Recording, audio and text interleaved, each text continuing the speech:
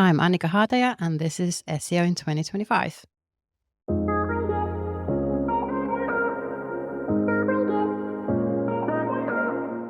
Annika, what's your number one SEO tip for 2025? My tip is to make brand SEO a firm part of your SEO analysis and strategy. So considering brand as almost like a superpower for, websites and companies, of course, I would count it as one of the three sort of main pillars that you can have huge competitive analysis, or competitive advantage from. One being sort of topical authority, which obviously we're talking a lot about content and content marketing within SEO. Second being link authority, as you probably would have guessed. And I think third definitely is brand. And although brand is sort of part of both of those two other elements in some sense, there are sort of certain ways that SEOs can really analyze it, make it a firm part of their strategy, either from the start, whether it's a new website, maybe a new client, or when you have an ongoing strategy that you've already created, you can definitely have space for brand as well. So topical authority, link authority, and brand SEO. How did you come up with those three pillars? Because there are many different aspects of SEO. Why are those three elements the key elements? I would say they're not necessarily the only pillars, of course, part of SEO, but I would say that they're the highest when it comes to your opportunity to have competitive advantage. So those are the areas that you can be really unique. They also take a lot of time. So that in that sense, it's not easy to build topical authority or brand authority or link authority. It is very much sort of long process, and essentially the areas that you can be very unique, you can be different to your competitors. And brand is definitely one of them. That's essentially what brand is about, the distinctive qualities of your product or service, how they differentiate from your competitors. So if you think of brand from theory point of view, but also how important it is during the user's journey, there's so much that we can take control of and make sure that we're not leaving any money on the table, not leaving any opportunities on the table. So if I talked to SEOs about brand, or talk to SEOs about their number one tip for the year 10 years ago, I don't think anyone would have mentioned brand. Well, why is brand so important for SEOs in 2025? I think one of the biggest reasons is obviously competition in general is getting harder. There's more brands out there, there's more websites, and often we might struggle to differentiate ourselves from other websites. Consumers are super savvy, whether they're B2C or B2B. When we're looking at sort of the user buy journey, it's getting longer and longer and longer. There's more decision-making points. And also the journeys for customers have become more complex. So if we're looking at brand as an example, we often associate it with sort of navigational searches, so that sort of side of search intent where the brand is already familiar to the customer. But it comes across even through informational and commercial searches. So essentially, if we're looking at those two types of journeys, when the customer lands on your site, even if it will be, through organic informational search, you need to instantly make them trust you. And it's not very easy to do. And kind of the only way you can do it is with your brand. So essentially, either presenting some kind of value or quality or anything else that they can really feel okay, if I give my money to this brand, I know it's going to the right place. And then when we're looking at sort of the navigational searches, people have so many different touch points with the brand when it comes to maybe seeing an ad on social. I, for example, get lots of sort of consumer products being bombarded through Instagram or Facebook. And I often, what I do next is I Google them. I want to find, if they're a real brand, if they're trustworthy, if I can trust them, and imagine how many times the consumer would do that search based on seeing the brand somewhere, hearing about them maybe through word of mouth. It's quite unusual for them to make a purchase straight away off the first instant that they, come across your brand. So there are so many elements that we need to add to our strategy to make sure that they do trust us and they can confidently say that, they're happy to put some money into the products or services that we're offering. So if an SEO starts working for a new brand, how do they identify that brand's health? I would say it's good to ask sort of 3 questions when you start working on brand SEO. One, you need to find out, does Google even consider you a brand? So you can do that obviously quite easily by searching the brand on Google, looking at all the different results that are available. And of course, if there's nothing available, then you know that there's a problem and you need to fix it. So whether it's traditional searches, even now AI overviews, of course, images, news articles, are you actually visible, and does Google recognize you, and do your brand signals actually have any power? So once you've established that in terms of what's the kind of SERP real estate for your brand, then the next question you need to ask is if people are searching for your brand in the first place. One of the obviously most simple ones, metrics to find that out is to search whether it's on any kind of keyword research platform. Look for your brand name, look for different variations of your brand keywords, and see if there are searches, maybe even Google Trends. Is it trending up or is it trending down? Then you kind of understand whether your brand has some popularity in search already, or if you need to push for that popularity. And then the third question to ask is really, do customers trust your brand? And that's more the metrics that you get on your site itself. Do people convert? Do people come back? Do they buy? So essentially, you want to understand if there's a difference between what the user expects to see from your brand versus what you're actually offering them. So that sounds like a fairly manual process. Is there not some kind of automated scoring system that you can do one click with your domain name in there and just get some kind of score? Well, I'm sure there might be some, obviously in the future. I've actually created like a checklist that I shared in Brighton SEO when I did a talk about this. And it's quite a simple system. As long as you know exactly what boxes you're trying to tick, the manual work is, I think, worth it, because then you can have a bit of a discussion even with your team in terms of how is your brand doing in terms of helping your SEO performance and your successes organically. Is your brand working hard enough? Are there any elements that you need to prioritize to make sure that you're hitting the right metrics in the right way?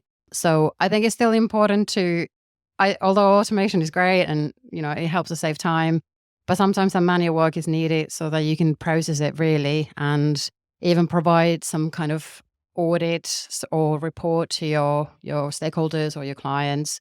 It's really interesting to know about what's really going on with your brand, and you can't really necessarily automate it all.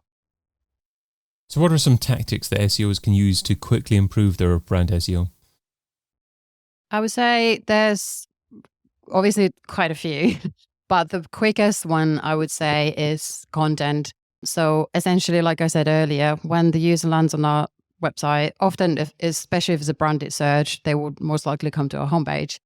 What do they actually see? What can they read? What can they see above the fold that could make them already be interested in our offering? Because we can't really assume that they are by just coming to a site.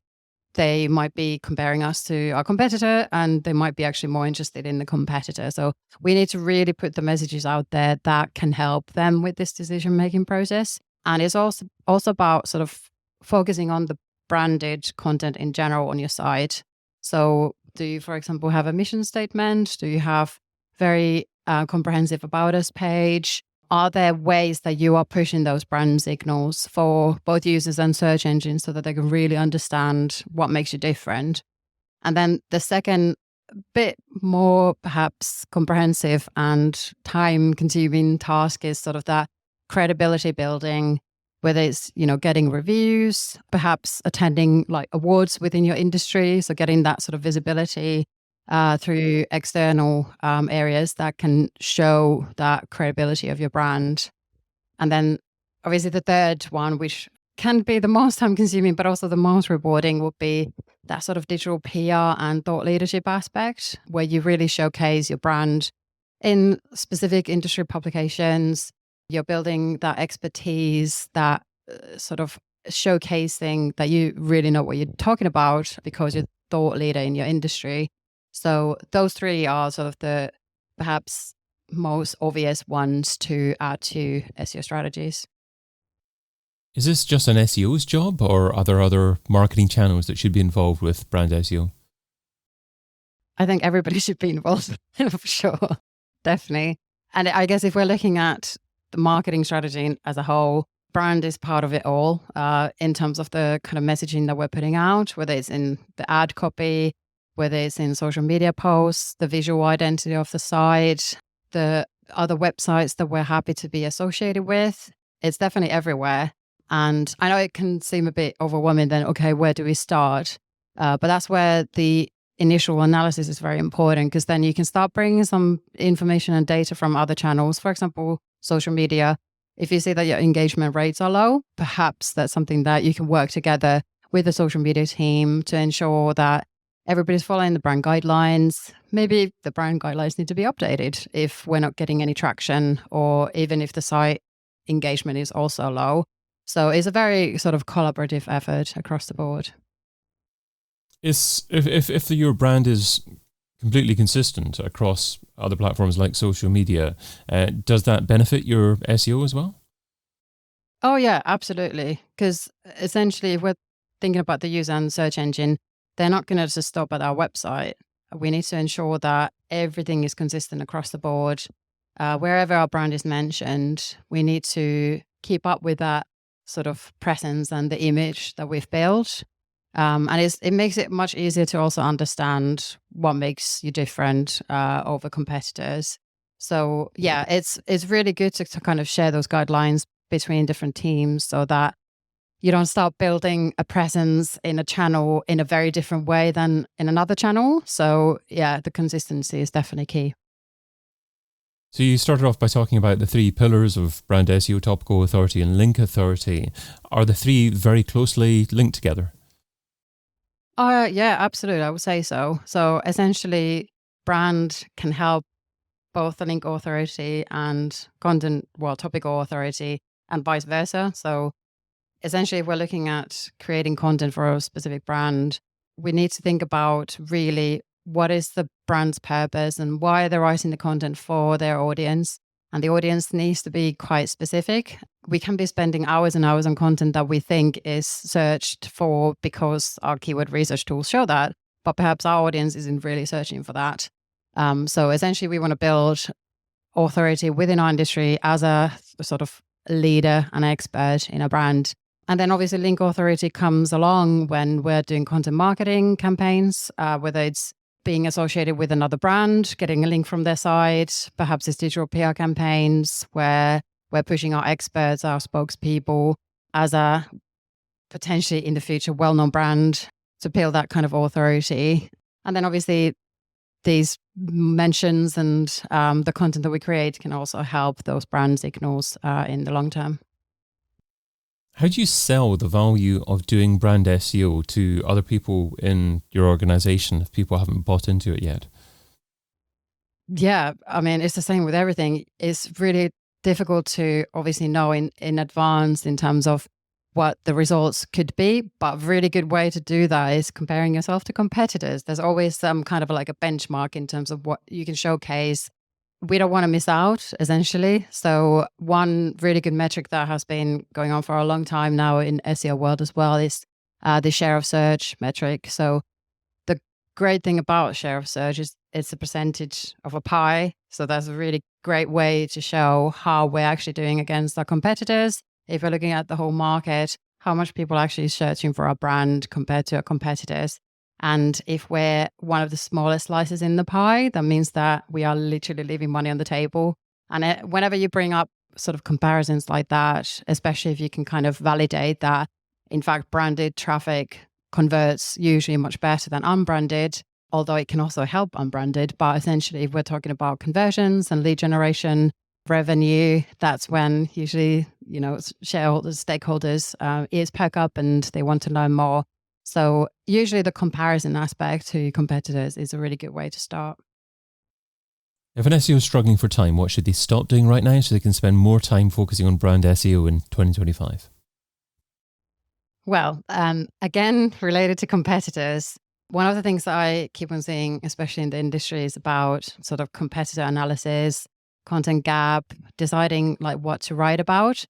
And although like content gap can be a really good way to at least build your initial content strategy, If you're using that long term as your only source of truth, you might be, again, heading the wrong way with your brand. So one of the things that, especially like B2B buyers are saying, that a lot of the brands that they would want to buy from, they're very similar. Like all the websites seem very similar, and it's quite hard to pinpoint any uniqueness. So that's one of the areas that I think people should very spend time like investigating the brand, understanding your own brand, and seeing how you can actually make content that resonates with your audience and not your competitor's audience. So the uniqueness factor definitely is a big one. Annika Haataja is SEO Director at Seeker Digital, and you can find her over at seeker.digital.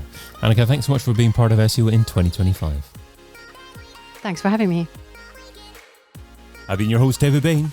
Get your copy of SEO in 2025, the book, over at SEOin2025.com.